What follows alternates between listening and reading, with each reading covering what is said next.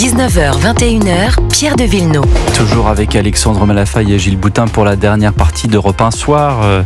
On se souvient de l'état dans lequel était Joe Biden juste avant qu'il cède la place de candidat à l'élection présidentielle à Kamala Harris. Il a fallu plusieurs acteurs américains, notamment George Clooney, qui a dit, bon voilà, il va falloir quand même que mon pauvre Joe, tu te décides à passer la main. Eh bien, tout cela sort dans un livre qui paraît en ce moment aux États-Unis sur la santé de Joe Biden. On apprend qu'il est très malade, qu'il a un cancer multiple de la prostate, qu'il est, très très affaibli, mais que ça ne date pas d'hier, que ça ne date pas d'avant la fameuse présidentielle entre Biden et Trump, tous ces ces moments politiques qu'on a pu vivre ici sur Europe 1, les punchlines de l'un, de l'autre, le débat télévisé. Il y a énormément d'informations et Vincent Hervouet s'en est fait l'écho ce matin sur Europe 1. On découvre qu'il a commencé à avoir des absences il y a 10 ans, qu'il a été élu en 2020 parce que le Covid lui a permis de le dissimuler en menant campagne depuis sa maison du Delaware avec Force Media Training avant chaque interview.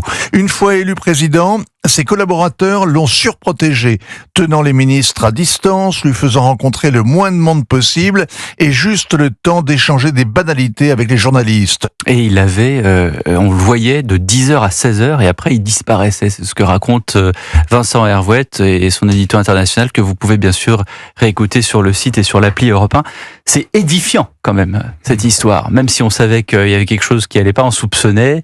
Je pense que l'une des dernières images, c'est quand arrive Zelensky et dit « Here, the President Putin ». Et puis, vous vous souvenez de cette... Absolument. Hallucinant. Et là, on se dit, mais vraiment, il y a un truc qui va pas. Et peu après, d'ailleurs, il cède la main à Kamala Harris. C'est fascinant un naufrage pareil, parce que derrière le naufrage de Joe Biden, c'est le naufrage du Parti démocrate, qui se trouve embarqué dans cette espèce de séquence incroyable.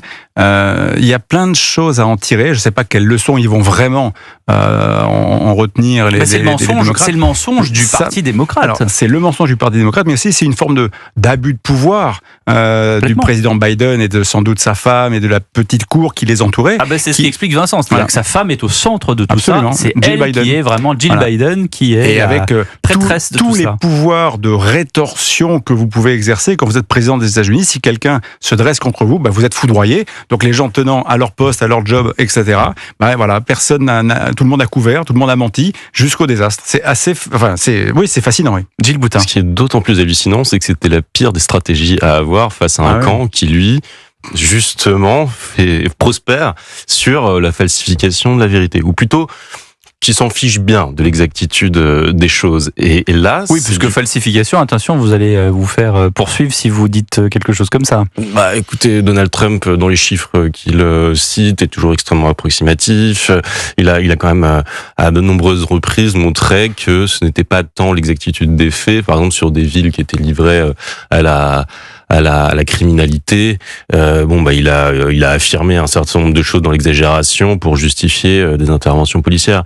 Donc, ce que je veux dire par là, c'est que Donald Trump se précipite sur ces informations, sur ces révélations, pour émettre des doutes, par exemple sur le cancer de la prostate. À quel moment était-il connu? Est-ce qu'il s'est déclaré pendant la présidence de Joe Biden? Et il n'a même pas à forcer les choses finalement. Et c'est ça qui est terrible, c'est qu'on a le camp qui était supposé être qui se présentait comme le camp du sérieux face à un camp républicain qui suivait un homme un peu trop aventurier. Mais finalement, vous vous souvenez quand même que Kamala Harris, à la fin, on avait fait un medley, je me souviens, avec Benoît Le Vionnois, on avait fait un medley de tous les rires. À chaque fois, il y avait des émissions télévisées où elle riait de Donald Trump. Elle riait, elle arrêtait pas de rire, et puis finalement, ça a sans doute plombé sa campagne. C'était son mantra, oui. Mais c'est ça qui est hallucinant de la part d'un parti qui... on a beau rire, mais enfin bon, là, on cache une maladie pendant 10 ans, c'est quand même incroyable. Effectivement, mais un parti qui aurait pu se fonder sur le sérieux, même sur la revendication de la vérité, d'avoir à ce point manipulé les faits, c'est consternant. Ils vont avoir beaucoup de mal à se relever et ils n'y arrivent pas.